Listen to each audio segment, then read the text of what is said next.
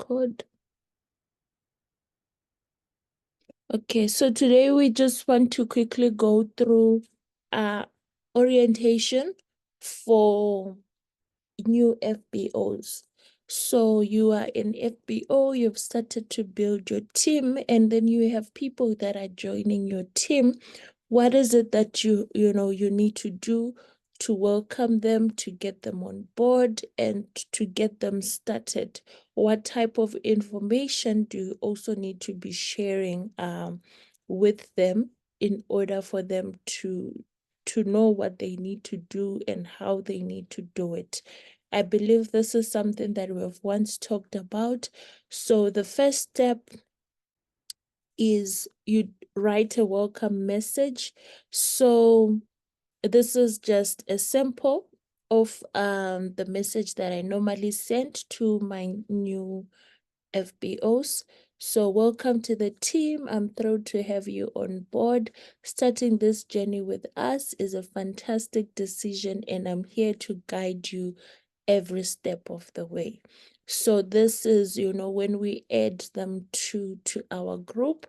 So we do have the main team group, and then I've also tried and created separate groups for my teams and my downlines, so that we also have the smaller groups where we are able to interact and we are able to speak with the new people.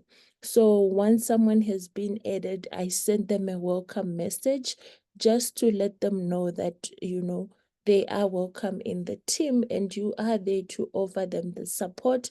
When I sent this welcome message, I also sent them a message to say I would love to meet up with them so that we can, sit down, have a coffee, and plan on the next step.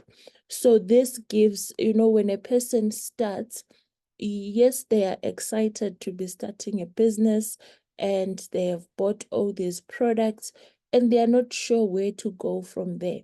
So if you take a long time to welcome them and to meet up with them, sometimes they lose, that momentum or energy that they had when they first started.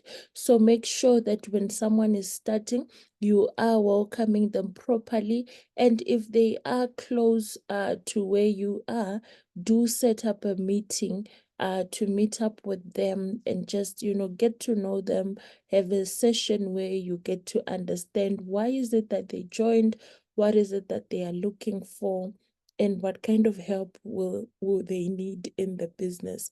If it is someone that I cannot meet personally, so sometimes you have like people that are joining from Malawi, from Swaziland, and you can't say every person that joins there, then you are going to make a trip to Malawi. So normally what I do, I then plan a Zoom session with the person.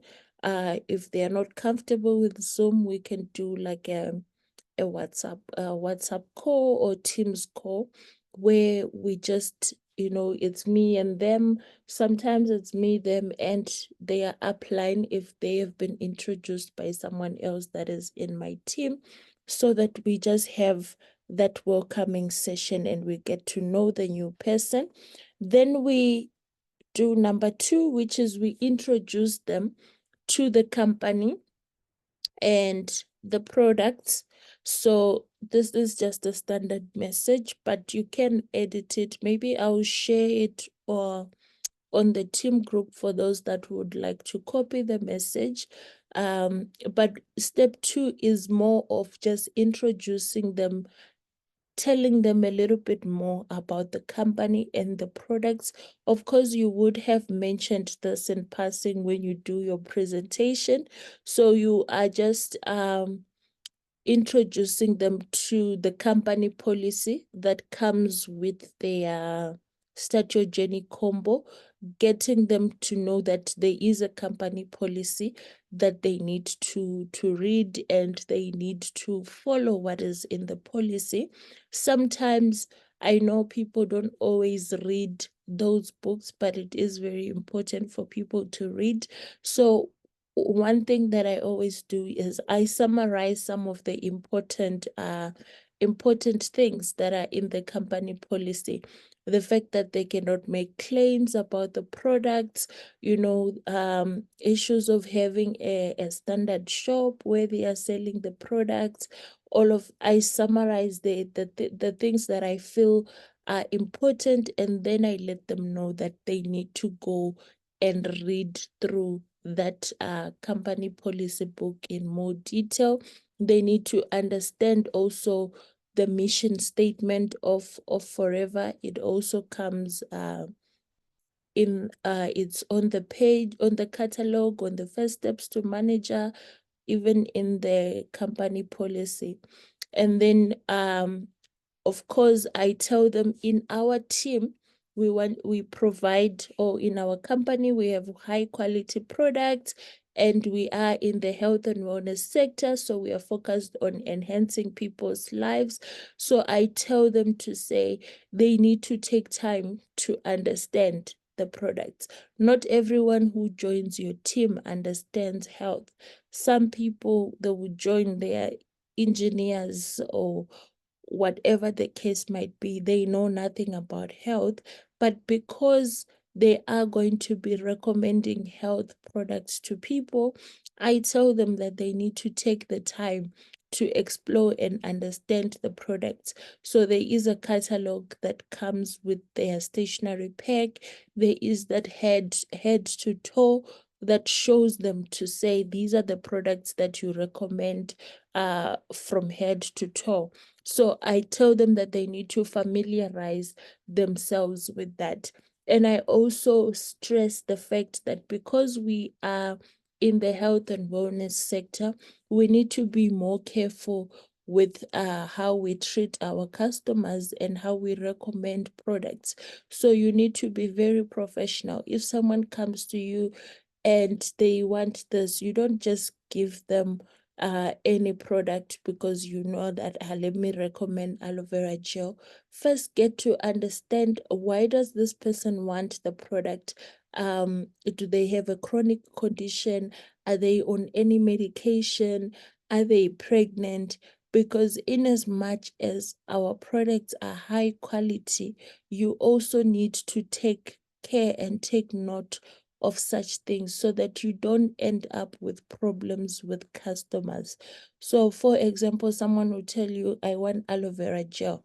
Maybe they saw the benefits that it has on the skin, but they are pregnant, maybe, and you just give them the aloe vera gel. Maybe it causes complications for them or whatever the case might be. And then you find yourself in a situation where you are having issues with customers. So I always tell the new people to say, as you are learning about the products and recommending products, make sure that you are also treating yourself as a professional. Get to understand the customer and their needs before just recommending products. And of course, I encourage them to say they need to follow up with the customer, because you don't just sell someone aloe vera gel and then you vanish. You need to follow up. You send them instructions on how to take it.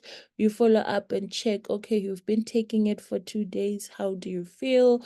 All of that, so that as well you are able to recognize if the person is having an adverse reaction to the product. Then step number 3, I explain to them their role or their job. I don't know if I can call it a job. Yeah, their role as a distributor or their role as a Forever Living distributor. What is it that is expected of them?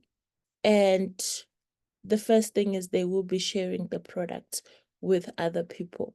So that part, I think I've already explained what they need to watch out for when they are sharing the product. But I do let them know to say, you are going to be selling. If you want to be successful in Forever, our business is about the movement of products from the center to the customer. So if you are not moving products, you are not doing what is expected of you as a distributor, and you also cannot expect success. So that's number one. As a distributor, they need to be sharing the products. They need to be selling the product. Number two is they need to build relationships, because we are in the network marketing industry. So we work by building relationships with people, and then we recommend the business opportunity or we recommend the products to them. And they need to help customers find solutions that meet their needs. That part I've already explained. So it's all about the products. Yes, we are going to build the team, but what is the team doing? The team is moving products. So you can't join forever and tell yourself that I don't want to sell, because if you want to succeed, your role as a distributor is to make sure that products are moving from plant to the person. So you are doing that in your individual capacity. You are building your team and teaching them to do the same. So everyone in the company is focused on the distribution of products. So that is their role as a distributor.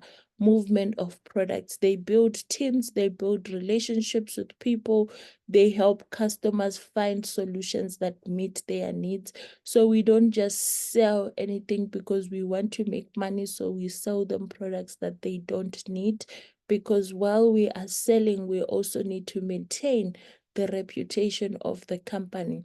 So you are helping your customers to find solutions that meet whatever they need.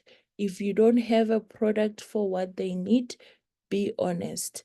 If you do have the product, recommend it properly, show them how to use it, also check up on your customers. That is how you also build good relationships with your customers to get the referrals that we were talking about yesterday. If you treat your customers well, you can actually develop them into business owners, or they can actually refer more customers or more people interested in the business opportunity. So help them to understand what is it that they will be doing as a forever business owner. And I think we have that slide that we normally use in our presentation. That is the slide that I show them on step number 3, to say, number 1, what we are doing is we are using the products ourselves, because you have to experience the product in order for you to be able to recommend it. And sometimes it helps you. I've had one person in my team saying that they sold someone tooth gel, and the person came back and they're like, no, your tooth gel is rotten, it's green, because most people associate green with, with rotting and everything. And if you're someone who's never used the tooth gel or opened it, you don't even know how to, to speak or to respond to the customer. Probably you also be like, yo, I didn't know it's rotten. Or you say, so it is good for you to experience some of the products. Of course, you can't use all of them, but using the products builds that credibility. It builds your confidence in recommending the products, because you've tried them. So that's one thing that we do as business owners. We use the products. After we've used the product, we now, share our experience of the product with other people and recommend products to them, which in essence is retailing. Then we also build a team. And we build a team through building relationships with people and introducing them to the business opportunity. Once you've built a team, you start coaching your team.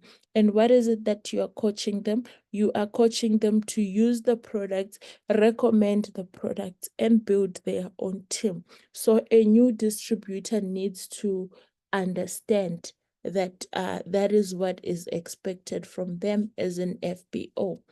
And then step number 4, I set them up with the training material, training resources. So I do let them know, or we will have let them know when we're doing the presentation. Every presentation I attend, we offer training and support. We offer coaching and mentorship and all of that.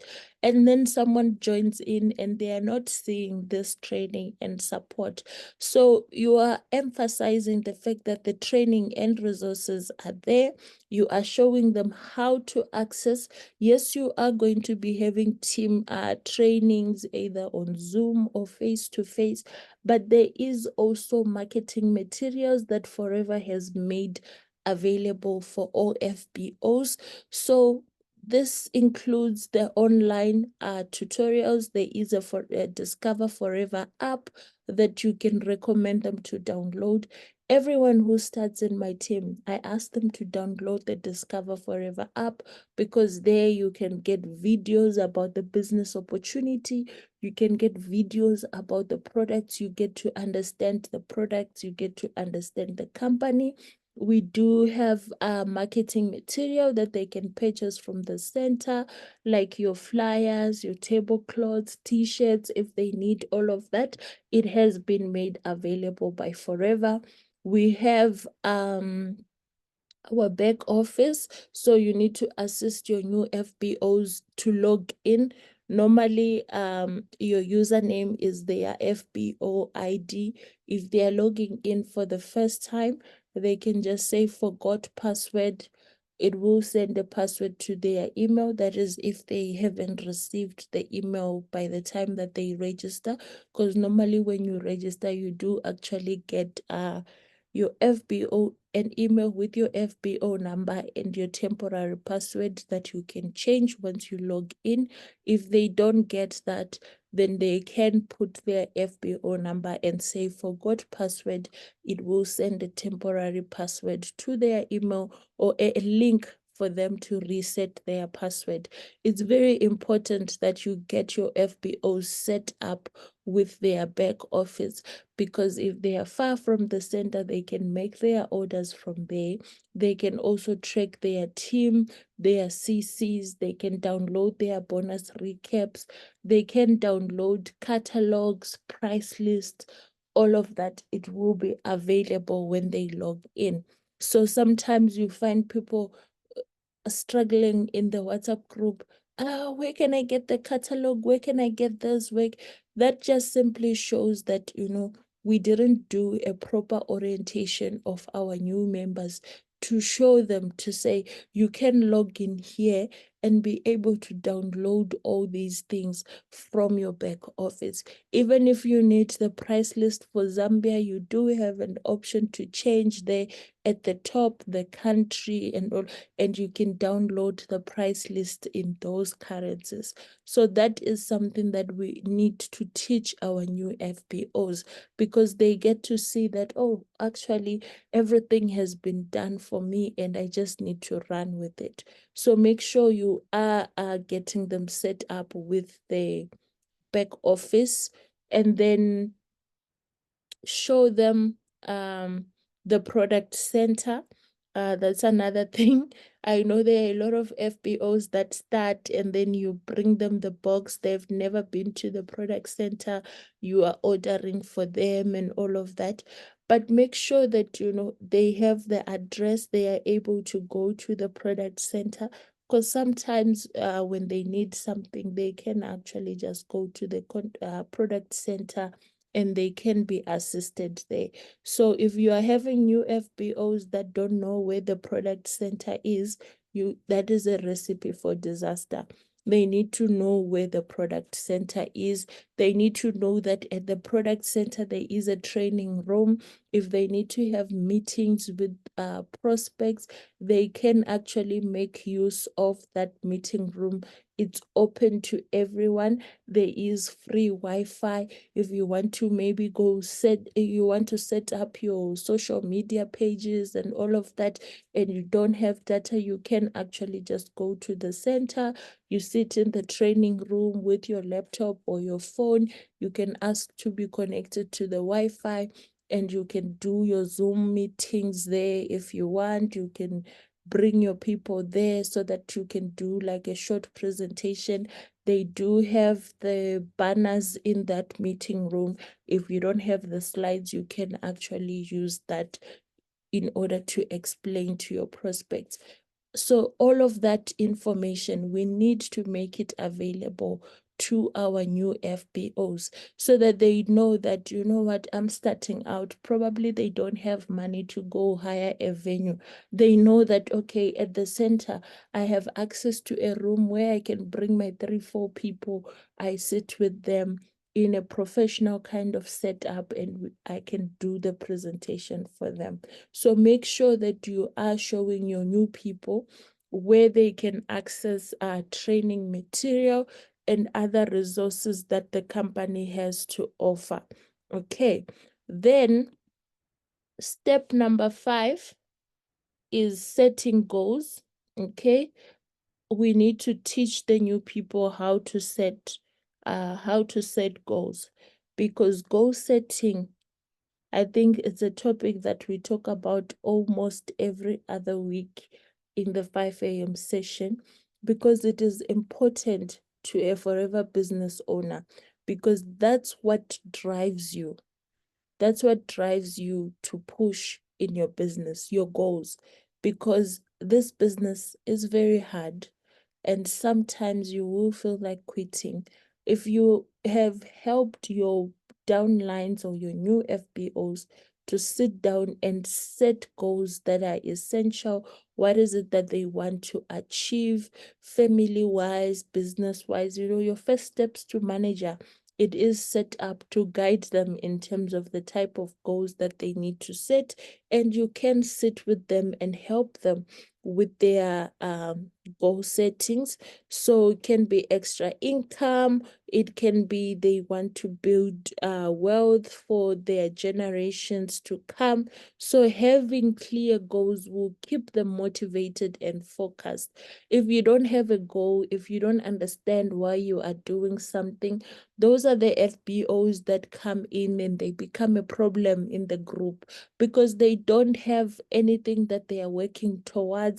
There is no vision, there is no direction. So when you're telling them, let's work for 4CC, let's do this, they are not understanding it, because they are not connecting it to anything that they want to achieve. They feel like, yo, these people, they are bothering us, they are what, all of that. So help your new people to set goals at the beginning.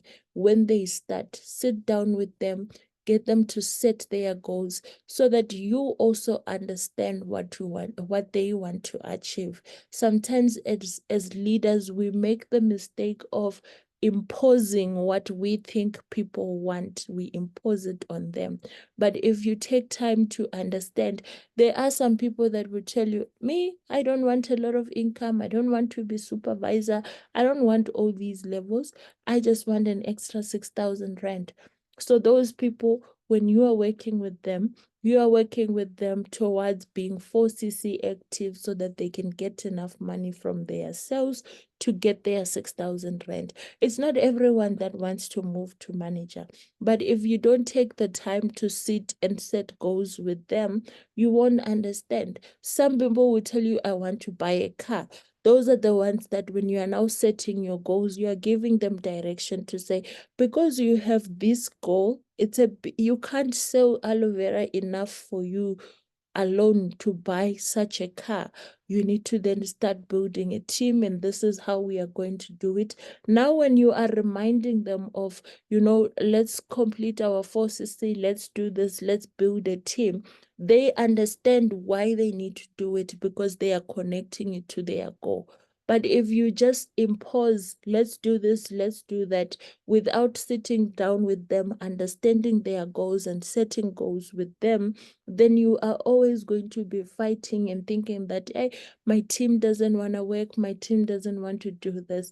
But the problem starts when they start.